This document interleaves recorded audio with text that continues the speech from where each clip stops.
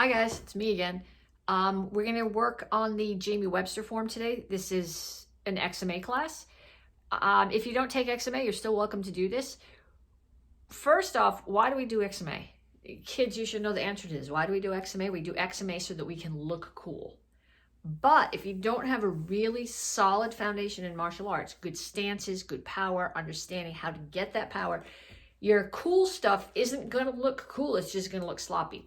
So the form that we're doing this cycle is from Master Jamie Webster. And he does some really cool stuff. I'll tell you about him in a minute. He was part of WMAC Masters, which stands for the Fictional World Martial Arts Council, where the best martial artists compete for the ultimate prize, the Dragon Star. The Dragon Star is a gold trophy that looks like a shuriken surrounded by a dragon. It was proof that its holder was the best martial artist in the world. The show lasted for 2 seasons, from 95 to 97. One of the records that was held, many episodes featured masters doing demonstrations, with some demonstrations being known as Master Blaster competitions. Some were done to inaugurate a new master. Others included, now get this, Wind, Earth, and Ice. Jamie Webster, who was Great Wolf on WMAC Masters, broke a WMAC record, which was successfully breaking 2 large ice blocks weighing in at a total of 600 pounds stacked on top of each other. Just before that feat, he broke a slab of Indian red stone while clenching a raw egg in his hand without breaking it. So loose here, tight in the feet. And you're thinking, okay, that's really cool, but guess what? He is a master in Tung Soo-Do. His background is traditional martial arts. That's what let him do all this cool stuff. So you got to do this XMA video, but you got to also practice your regular class videos. Okay, so let me just set the timer here. Where is the clock? And then we will get going. Okay, so we're going to start off with, it is really hard for me to do suicides here because there's not a lot of space. But we're going to do suicides. You're going to start back here at the wall. I'm going to run and touch and do 5 jumping jacks. 1, 2, 3, 4, 5. Then I'm going to run back. I got a chair there instead of a wall. I'm going to run and touch. 1, 2, 3, 4, 5. Back to the wall, or the chair. It's not a wall. And way back up to the front. 1, 2, 3, 4, 5. Okay, then plyometric hops. Over, over, over. Remember, we need to have our solid martial arts background like Master Webster does. But if we're going to do the cool stuff, which is what makes XMA what it is, you have to be in shape. You got to be able to jump high, and you got to have some decent conditioning. Okay, so the next set of suicides we're going to do are, I got it written down, with sit-ups. Okay, so I'm going to start here. Touch, run to the front, hit the floor, 5 sit-ups. 1, 2, 3, 4, 5. Back to the wall. Next set of sit-ups. 1, 2, 3, 4, 5. Back to the wall. Next set of sit-ups. I don't know if you can see me doing this set. I'm awfully close to the front. 1, 2, 3, 4, 5. And another set of plyometric hops. If you have a bigger space than this, you can do more suicides. If you have a smaller space, run once, do your sit-ups. Run once, do your sit-ups.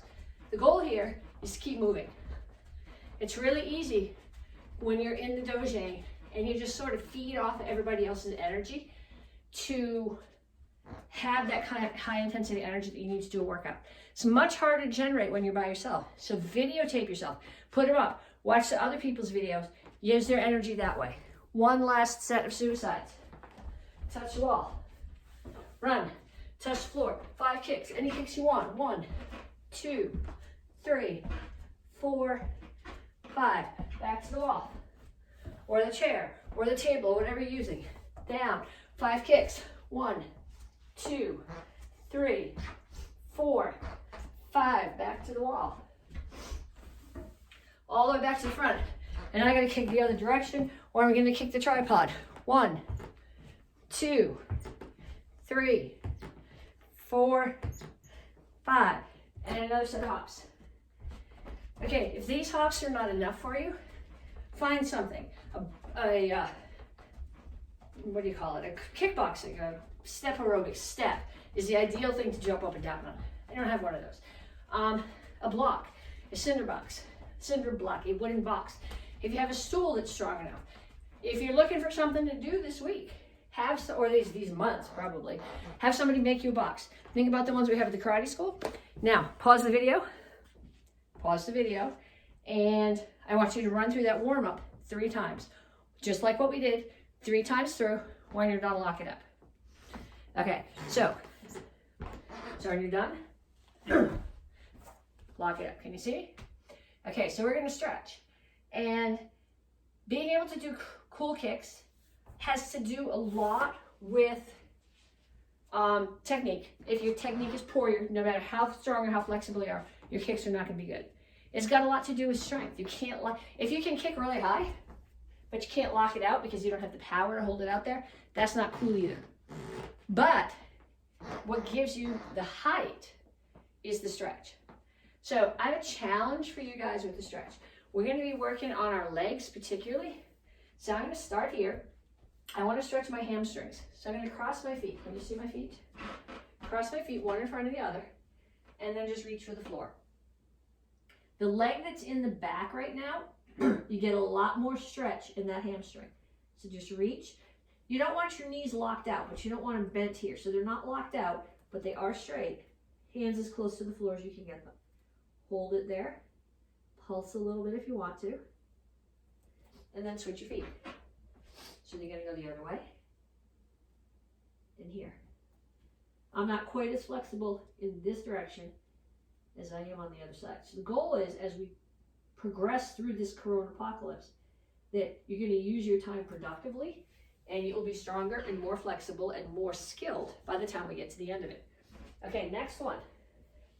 I'm going to sit, and I'm going to pull my feet back. Pull my toes back. Toes are back as far as they can get. I'm not rounded here. My back is flat. Can you see me? Or am I not far enough back? My back is flat, and I hinge forward from my hips. If I do this, I'm really stretching my lower back. That's good, but that's not what I need to stretch to make my kicks strong, high. I need to stretch my hamstrings, back of my legs. So here, back flat, back, shoulders pulled back, hinge forward from your hips. From the hips. From the hips. Okay, now the challenge that I have for you guys. Get a ruler, yardstick, 36 inches tall. Okay, start it here. I got it between my feet. Can you see this? I got it between my feet, and the top of the ruler is right at the middle of my knees. I put it between my knees. Now my heels come down to the 19-inch mark. So everybody, depending on the length of your legs, that's going to be a different place. What I want you to do is reach and see how far past you can get. I can get my fingers, my feet end at 19 inches. I can get my fingers out to 24. So that's 5 inches past my feet that I can reach my hands. So I want you to start on that. And if you're here right now and this is as far as you can go, I want you every day just to push a little bit further and hold it. Half an inch further, half an inch further, half an inch further. And as you progress, I want you to take pictures of this, and I want you to post them on Facebook. Tag me in them so that I can see them, and I will give you guys shout outs as you progress. Okay, another good stretch, and I'm going to keep the yardstick here for this. Again, it's right here. I guess I don't really need the yardstick for this. I want you to think about putting your elbows on the floor. You can put your elbows on the floor with the feet out here. That's a little bit easier. I don't have a good wide straddle, but I can still get my elbows down. But if you bring your feet in, just enough space to get your elbows between them. This is actually a lot harder to do. In addition to stretching your hamstrings, if you keep your toes up, it's also some lower back stretch. And again, if you want to practice this, feet here, elbows towards the floor. Pulse just a tiny bit. Every day, a little bit further. When you get here, I want pictures. You got it? Okay. And I keep looking at my clock, and I think I set it on a count up instead of a count down. But it's still giving me an idea where I want to be. Okay, so techniques that I want you guys to practice. Basic stick spins. When you're having a screamer stick, this actually comes from a Filipino art called Kali. And it's called an eskrima stick. It's not a screaming stick, which is what a lot of the little kids think. It's an eskrima stick. So I'm going to put a hand at the bottom and put the other one at the top. So I'm choked up a little bit like you would be on a bat. And I'm going to start here, and I'm going to rotate. If I keep a death grip on my stick, I don't get nearly as much rotation, which means I'm going to get less power. So what I need to do is I need to hold it just between my thumb and my index finger. I let it drop to the outside so that my palm is facing up. I bring it back up the outside, and as I get here, I grab it with my fingers again and use those fingers to push. So drop, open, bring it up the outside, and push. Open my hand so it's just caught between my first two fingers in that web. Drop, it comes to the outside, push. So I want you to practice that. I want you to practice on the right side. 1, 2, 3, 4, 5. And on the left side, 1, 2, 3, 4, 5. And then both sides. 1, 2, 3, 4, 5, 6, 7, 8, 9, 10. And they're going to go back. Same thing. Hands come open. It comes to the outside. My palm is up, and I pull it in. So 1, 2, 3, 4, 5. And the other side. 1, 2, 3, 4, 5. And I do them both. 1, 2, 3, 4, 5. Okay, so we're going to add another piece to this, and then I want you to pause the video and practice them. So I'm going to start here, and I'm going to go. They're on my shoulders. I'm going to go down, down, up, up, down, down, up, up, down, down, up, up, down, down, up, up. Okay, so the next thing that we're going to do is offset them. And I have 2 challenges for you that go with the offset. And if you, actually 3 challenges, I think. I want you to do these, if you can do them, and then send them to me. Okay, the first one, you've all seen this, right? Rub your stomach, pat your head. It's not, I can't even do it the other way. Rub and pat. Okay, next one, fingers. Going in opposite directions. Try those. Can you see what my fingers are doing? Okay, and the third one, this is the one that gets everybody. My hands are going in opposite directions. Okay, this one's going this way. It's going away from me. This one's coming towards me. Do them together. Any one of those, take video, tag me in it, and if you can do it, I'll give you a shout out in the next video. So we're going to come back here, we're going to pick our sticks back up again. And they're going to go opposite. Yeah, I can do this with my sticks. I can do this with my chucks. I can't do it with the helicopters with the chucks. So it's a practice thing. And again, if you've not got it yet, down, down, up, up, down, down, up, up. What I find too, my right hand is really smart and my left hand is really stupid. Sometimes I'm better off doing the twirl with my right and just bringing the left one up and down. And that's an intermediate step that will help you. Yeah, like I said, left one is stupid. It doesn't always work as well as the right one. I want you to pause the video right now. Yes, pause it. See the buttons right there. Push the button, pause the video, and practice those.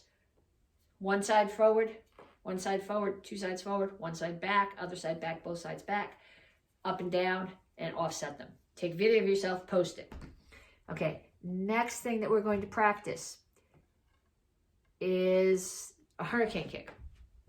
Okay, so if you watched my Tungsten video yesterday, we worked on the tornado kick, which is actually the second half of the hurricane kick.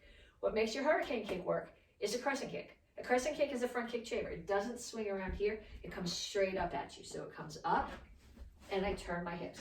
I'm hitting, ideally you're hitting with the outside blade of your foot. Here, realistically, most of us are hitting with the bottom of our foot. So you're going to start here, and you're going to do crescent kicks, coming forward.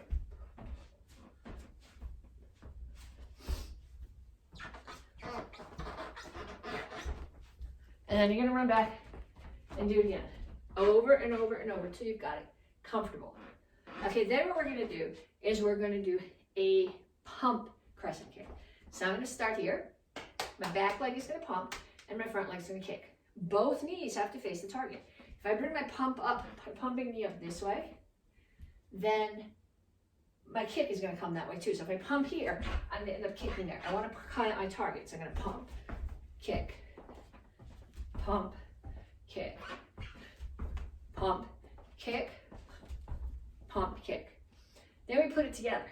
We start here, we spin. Left one pumps, right one kicks. I have to make sure that I come all the way around, because if I come all in here and I pump here, my kick's going to be there. That's not where you need to be in this form. So I'm going to start here, spin, pump, kick. So Jason Liu, Wilson Van, anybody else who can do this, if you can do the pop 360, post a picture of it. I want to see it. I'll put it up for everyone else to see too. So again, pause the video, practice that. When you got it, come back. Then we're going to work on the first part of the form.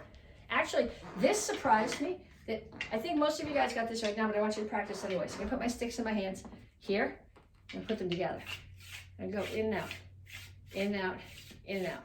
Seemed easy to me, but it turned out to be a lot harder than people expected when we did it.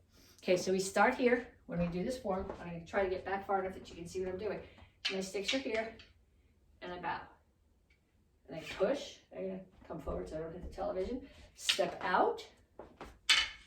Should be. I'm going to step forward with my right foot. Chamber the sticks here. Step out. This one's left one's covering my head. Right one is striking low. Wrap them. Come around. And then cat stance here. Block. Punch.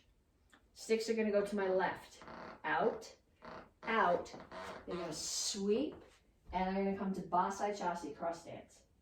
I'm going to bring them this way and step. I'm going to step again. Hurricane kick. Turn. High block. And strike. And I'm going to stand back up. Pull this one up. 1, 2, 3. Here. Turn the foot. Side kick. Okay, so that's as far as I want you to go right now. I know some of you guys have learned more than this, but it's really easy in class when you have everybody practicing with you, if you forget a move, to pick that move up from other people. The disadvantage to practicing like this at home is you don't have those people to fall back on. You don't have the energy of the group. The advantage that you have is that you can practice over and over and over again without comparing yourself to the other people in class. So I know that we have this whole row of black belts in the front, and they are spectacular. But if you're in the second row, you're not any less spectacular. You're just not there yet. Okay, and then I have a couple people who are still standing in the back row. Timmons and Weagle, I'm talking to you. I expect great things from you when I see your videos posted. I bet you can do it. I bet you can blow some of these black belts out of the water. Send me video. Okay, so practice this. Next week, we will take some of the techniques from the next part of the form. We'll add the form in. Videotape yourself doing it. Put it up on Facebook. Tag me. Talk to you guys later.